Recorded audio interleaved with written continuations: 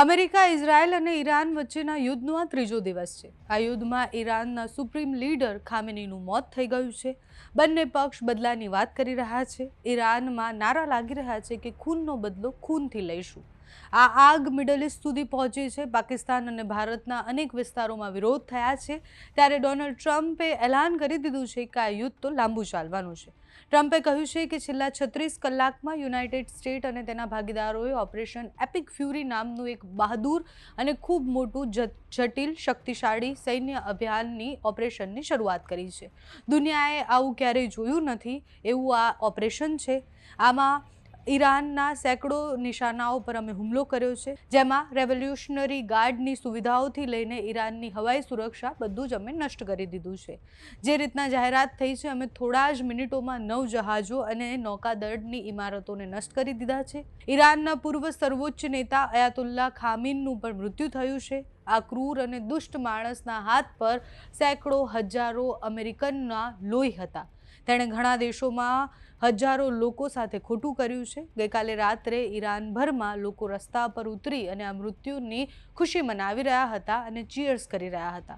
આખું સૈન્ય નેતૃત્વ પણ હવે ખતમ થવા જઈ રહ્યું છે અને તેમના ઘણા બધા લોકો આત્મસમર્પણ કરવા માંગે છે, જેથી પોતાનું જીવન એ બચાવી શકે. હાલમાં ઓપરેશન પૂરી તાકાતથી ચાલી રહ્યું છે. અમારા બધા હેતુ પૂર્ણ નહીં થાય ત્યાં સુધી આ યુદ્ધ શરૂ રહેશે. ત્યાં સુધી આ ઓપરેશન બંધ નથી થવાનું. તેમણે યુદ્ધનું કારણ આપતા એવું કહ્યું કે ઈરાનમાં તૈયાર થતા મિસાઇલ અને પરમાણુ હથિયારોથી સજ્જ ઈરાન શાસન એ અમેરિકા માટે ખૂબ ખતરનાક રહેતું.